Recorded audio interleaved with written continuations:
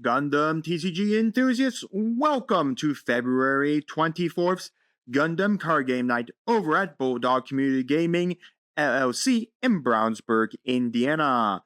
If you guys are looking for a place to play some Gundam card game action, check out Bulldog Community Gaming, LLC in Brownsburg, Indiana, Tuesday nights, 6:30, minimum $5 entry. As well, if you guys can't come in to play that hot Gundam card game action, check the links down in the description below for Bulldog's Twitch and Facebook page where you can come join in on the Gundam card game action live as it is happening. Again, Tuesday nights, 6:30. We only had 4 people in this tournament, so we only have 2 rounds.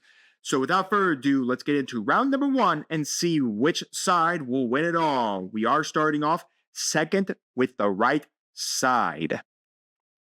All right, folks, here we go for the right side is starting out, going off second here. They drew their hand. We have a red, white. I'm not exactly sure what their inboard state is. We could be seeing a red, white Justice blockers with good old Providence Gundam as well. We don't know what the left side is playing just yet. We have an okay idea. Maybe we're playing white, red Justice blockers with the Providence here, as we're going to go resource 2 now on the left side of the board state here, and we're going to figure out what they want to do. They're just going to pass there from that. Nothing they can do there. We do have the Atherin. We do have the Aegis. It does look to be 100% now Justice blockers with Providence. Basically, the Atherin and the Aegis all tell me that easily.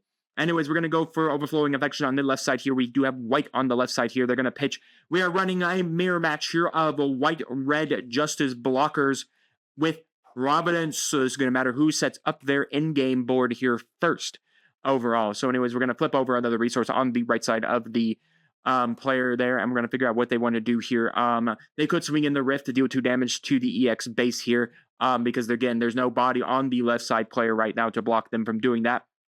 And again, in this game state, especially with a mirror, I think you just have to be more aggressive against your opponent to make sure they don't have the ability to set up their board state at all. So anyways, we're going to pay for 3 here. We are going to go for the Aegis Gundam. We are going to pay the extra 1. We are going to go with the Atherin link there, allowing us to then swing over the EX shield here. But we're going to be able to go for a close combat, hitting the Atherin for 2 here, being able to smack it for 2, leaving it on 3 health points left, which does open it up for, of course, the attack with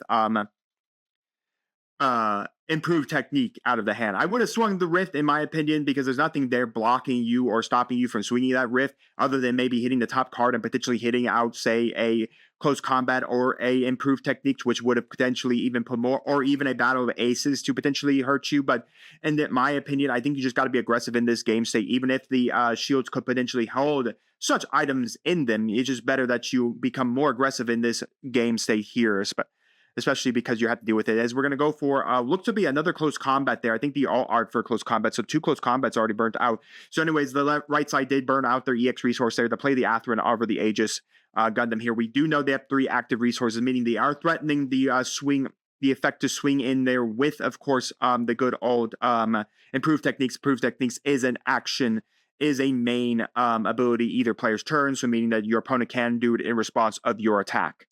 So meaning that they could go in response to attack, trigger close combat here. Is we're going to go for the Dais, and we're going to swing in. There is the improved technique, as I was expecting. They were keeping the 3 resources open for on the Aegis swing instead of burning it there. In my opinion, just swing the Rift. Well, I don't know why we're continuing to not swing the Rift there. In my opinion, you just had to continue to do that. All honesty, I mean, there's nothing on this board state here to threaten you. Even if a battle of aces or an improved technique come down, it wouldn't be hurt. In this case, I would have known that they would have swung. They would have had, potentially, they would have killed the Aegis Gundam here with the improved techniques. And then that would have allowed me to then swing in with a Rift, hit another shield. Potentially, even here, the opponent would have been down 2 shields already before they even set up a 2 blockers there with the Perfect Strike Gundam and the Rick Dias here. So a little failed there on the right side. I think they needed to be way more aggressive than staying in more of a passive nature, especially with the Rift. All that your opponent could do there is either bounce it back with an L strike or anything like that. But in this case, you just need to be way more aggressive with it. Actually punish your opponent for not having no starter plays, no blockers, no nothing. In my opinion, that's what you really needed to do, and not kind of sit here and play twiddle thumbs and play the long game. That's not what this deck really wants to do, especially since, yes, it can play the long game. It wants to do that, but in the mirror, I think you need to be more aggressive in this mirror. You can't play the long game, because once both sides start setting up Justice and start setting up Providence, then it gets even more worse, especially since the right side player is the left side player is always going to be one resource ahead of the left side player because the left side player went first, so they had the EX resource. Meaning that because they burnt it so early, they are now down 1. So anyways, we're going to go prove technique to kill off the Sword Strike Gundam there, removing that from being able to bounce anything back to the back, or even being a 4-drop body, which could potentially kill the Perfect Strike Gundam here. We're going to go Perfect Strike Gundam into the base there, potentially removing the base here. I potentially think you should just let it go through. It's just, it'll kill any one of your blockers here, and I think that's perfectly fine to let that go through. Then we have the Dais. We're going to just trade out Daises here, knocking those out. I don't know. Maybe there's a potential that you should just let a Rift die to a Dais and then just put 3 damage on it. But then again, the thought process is as well that if they have a close combat, they could just kill off the Rift. So I guess the trade isn't too bad in that thought process as well here. But again, I still think that the left side player missed some opportunities to be hyper aggressive against their opponents. So anyways, we're going to go for the L Strike to bounce back the Rick Dom.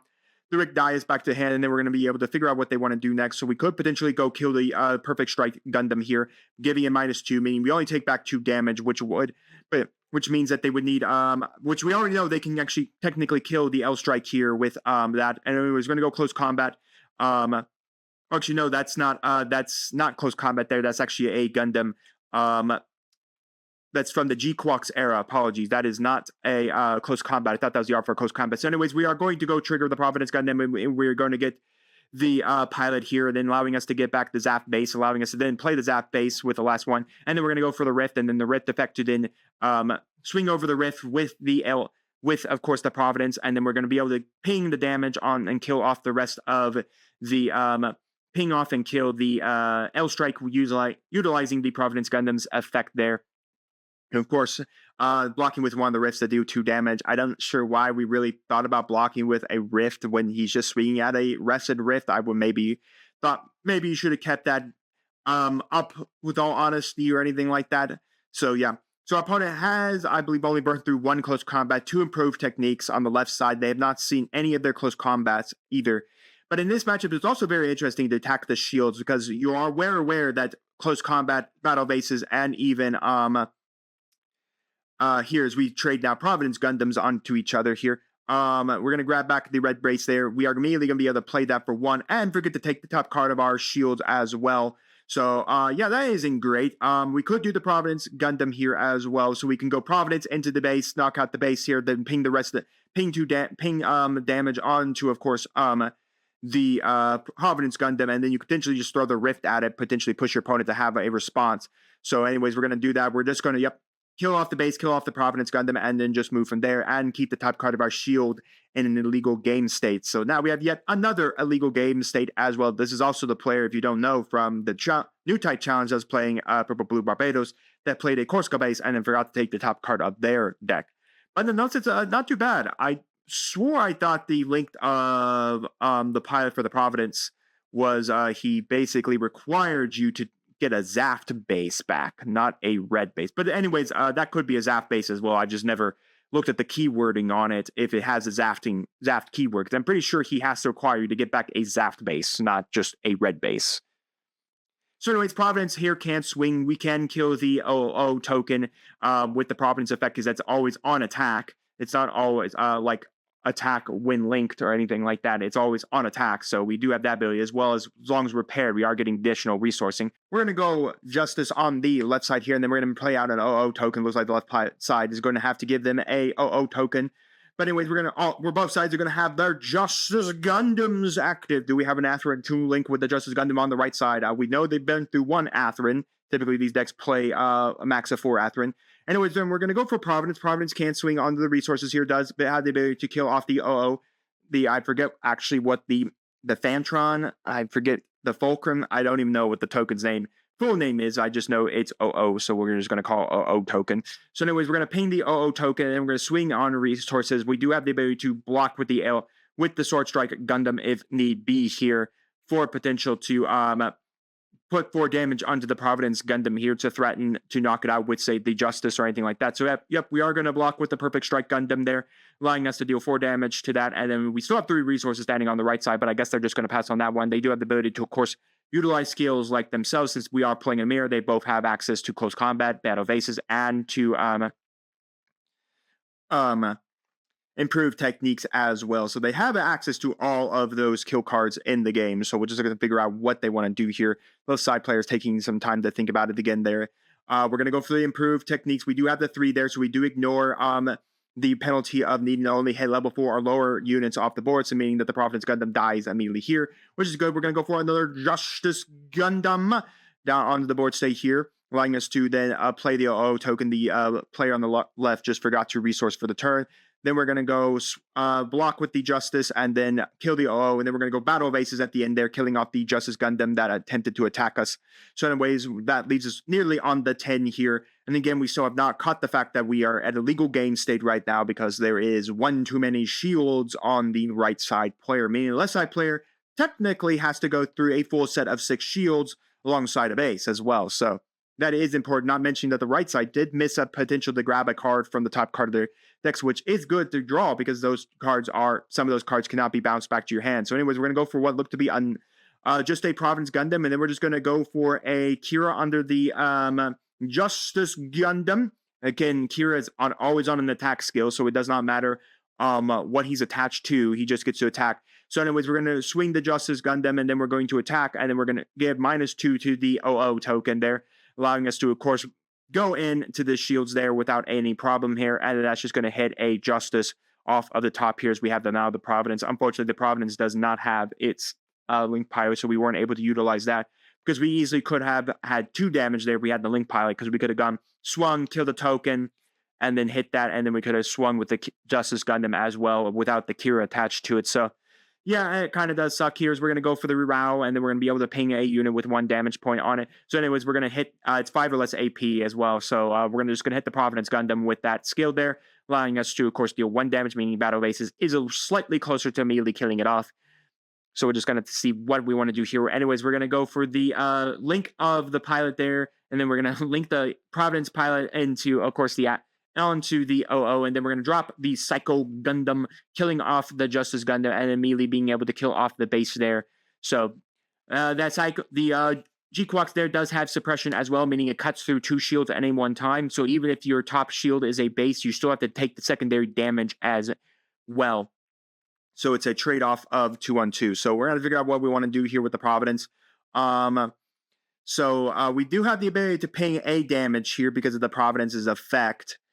Is always on attack, so we do still have that active because I believe it's always on attack. So ping 1 damage onto the Justice Gundam here. We're going to figure out what we want to do and pass. Ooh, that sucks on the right side player there. That they do not have any follow-up, no blockers, no nothing to stop this 𝐔𝐄𝐋 from starting to tear through the shields.